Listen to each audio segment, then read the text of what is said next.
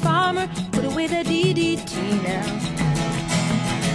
Give me spots on my apples, or leave me the birds and the bees.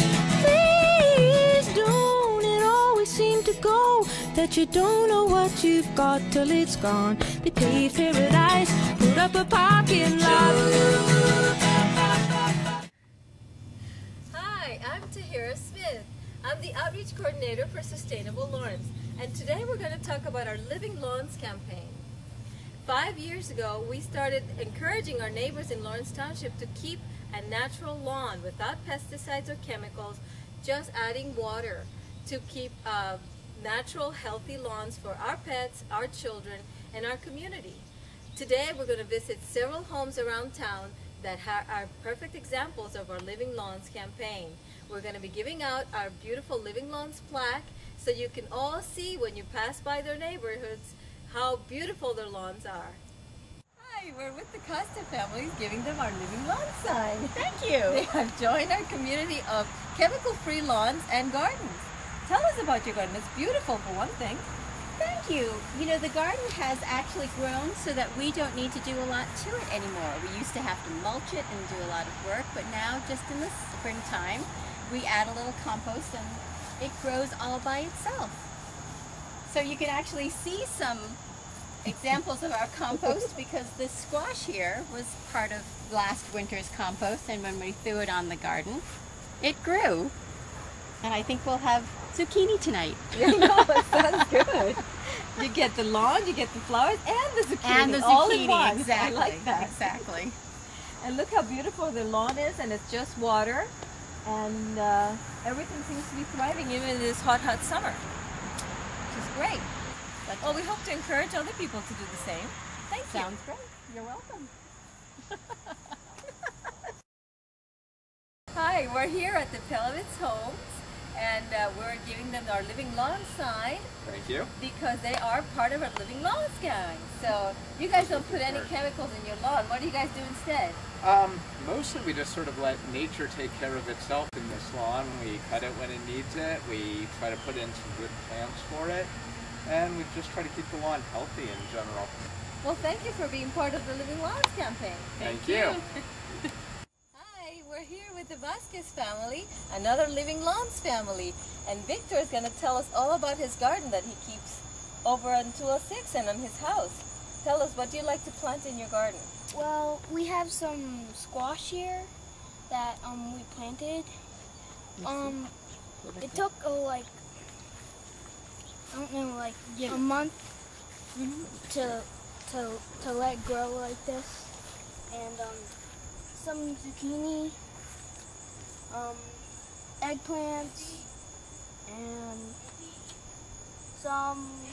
and a lot of tomatoes. But here you have very nice flowers too. Yeah. So what do you put on your flowers to grow so beautiful? Nothing, just water. Just water and a lot of love. Yes. Good. Well, thank you for being one of the houses and the homes that have an organic lawn and keep our house healthy, our town healthy. We're here with the McGuires, and they just got our Living Lawns campaign signed because they are an organic family. Yeah, our grapes are very abundant, and I think our only challenge is that, you know, being new to gardening and growing grapes, you know, knowing how to prune it back. So we're seeking out experts to show us how to prune it back, but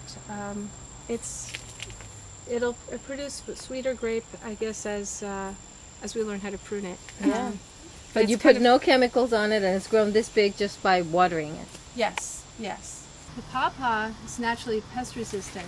This is the fruit that Sacagawea gave Lewis and Clark when their boat overturned and they lost all their food, because it has a higher than average amount of protein for a fruit. So they basically survived on this. It's native to North America, and it grows naturally in forest areas. It does develop a patch where these suckers come up and they self-propagate, but it needs the common house fly basically to pollinate the tree. The fly, not bees. Not bees. Huh, Yeah. interesting. And it doesn't, we don't have to spray it. There are no pests we have to worry about, but the fact of the matter is it's a really delicious fruit. And it's a native plant. It's a native plant. We'd never have to spray for any kind of bugs or pests. The squirrels don't eat them, which is another treat. Although our neighbors do come on occasion. This is Miss Pat Oswick, and we're here seeing her beautiful garden and showing her living lawn sign. Yes. Tell me about, why did you pledge the living lawns? How did you know about that? Well, I don't like to see the birds coming down after the worms, especially after rain, and it bothered me because I knew they were eating chemicals. Right. And once I used chemicals to get rid of grubs, and after the rain, it killed them. Yeah. And my sidewalks were covered with these grubs who had been infected with the chemicals. And who comes down to eat the grubs but the birds? And it bothered me a great deal because, you know, with the food chain and so forth. Yeah. And so I decided I might have a few weeds, but I have a lawn that is safe for the kids, Yeah. for pets. I have a dog, and I was going to go that route. Yeah. And you've done beautifully. I mean, your garden is beautiful. Let's go look at your garden a little bit more.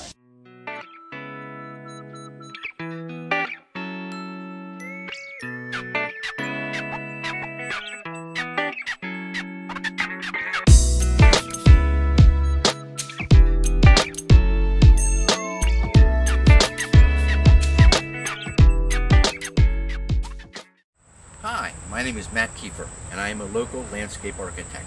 I'm also a resident of Lawrenceville. I would like to talk to you today about your environmental consciousness, your lawn, and your landscape. In a word, sustainability. Let's start out with a history story.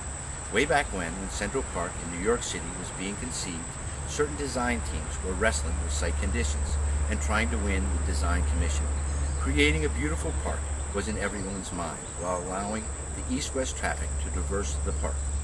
How could these challenges and seemingly conflicting conditions be dealt with while keeping the park visually intact? Well, the team of Olmsted and Vogel came up with the idea of lowering, actually channeling the east-west roadways below the grade of the park, thus allowing for a continuous, uninterrupted view north and south. The traffic was accommodated, and the park, as we know it today, flows freely, unimpeded north and south. Frederick Law Olmsted is considered the father of landscape architecture, and we today face those same design challenges. We all know that lawns are the highest maintenance item in the landscape. Traditionally, they require mowing and trimming, irrigation, fertilizing, liming, weed and insect control, and quite often seeding and rejuvenation. Coring and aeration are also recommended procedures, and they usually benefit hard-packed, compacted soils. Mercer County is known for its hard, clay, compacted soils. So the best way to cut down on all of these turf-associated responsibilities would be to decrease and or eliminate lawn areas wherever possible. Don't fight the site is a well-known landscape philosophy. Places on your property where the lawn does not grow might suggest alternative solutions. Heavily shaded areas and under trees are typical places where a lawn just won't survive. Try growing ground cover in those areas. Pachysandra, ivy, and myrtle are the well-known ground cover favorites. Keep in mind there are many other choices like ferns, beacon silver, ajuga, Chinese ginger, lily of the valley, barrenwort, sweet woodruff, and liripede. Once these fill in, they can be quite attractive and virtually maintenance-free. If ground cover does not appeal to you, maybe let moss take over. Moss instead of turf can also be maintenance-free, and it comes in many varieties. Where the lawn washes out and is prone to erosion, add stone or river gravel to those areas, or build a rain garden to capture runoff and incorporate native plants and help recharge our water table. It used to be acceptable to divert all of our rain runoff off of our properties and into the street. Now it is up to each one of us to embrace and absorb as much as we can. Another option in areas would be to increase bed space and mulch and plant perennials and bulbs to beautify and add color. So you can see there are many ways to reduce your lawn areas, enhance your landscape, and reduce your maintenance. That would mean less annual cost, more free time, and a greener community. For those lawn areas which get full sun and tend to burn out, try to convert a portion to vegetable or herb gardens. The rewards on your table will justify the initial startup cost and pay healthy dividends all season long, year after year. Plant your peas by St. Patrick's Day. I had a bumper crop of sugar snaps, the edible pod variety, which lasted for a couple of months. The pole beans, Kentucky Wonder, are still producing. Zucchini and summer squash have been very successful also. And of course, New Jersey is famous for its tomatoes. Nothing beats fresh tomatoes and basil and oil, or in your salad or on a sandwich. Fall is a good time for planting, and it's almost here. Try lettuce, beets, onions, root crops, and so on. So, if you have a lawn, learn and try to follow the sustainable and organic methods that lead us to a greener world. And if you can, decrease your lawn area and save water, our most precious resource. Reduce chemicals and pollutants.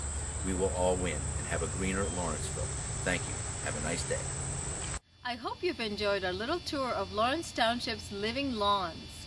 This is a beautiful example we all hope that you will follow. If you would like to know about how to keep a living lawn, please log on to our site, www.sustainablelawrence.org, and you will find the 7 easy steps to keep a living lawn.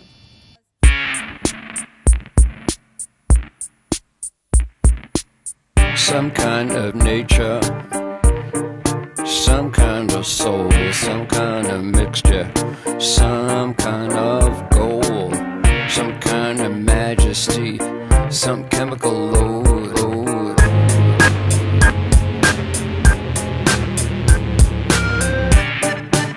Some kind of metal made up from glue, some kind of plastic I could wrap around you.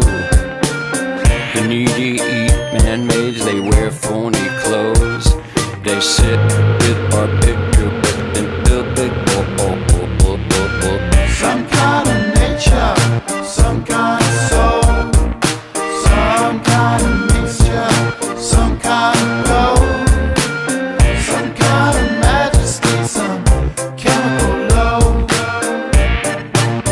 Well, me I like plastics than digital foils to wrap up the sound and protect the girls from the spiritual poison we expel at night. Like phony clothes, but I really like might. Some kind of nature, some kind of nature, some kind of soul. come forth within us. Oh Lord, forgive me. Some kind of mixture, some kind of gold. It's gonna come and find us. All we are is stars.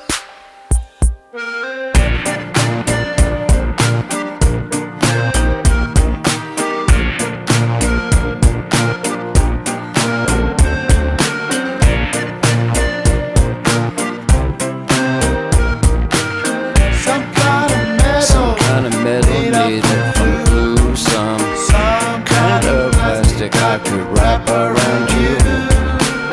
The needy eat man-made, they wear phony clothes. They sit with our picture book and build big some kind of nature, some kind of nature, some kind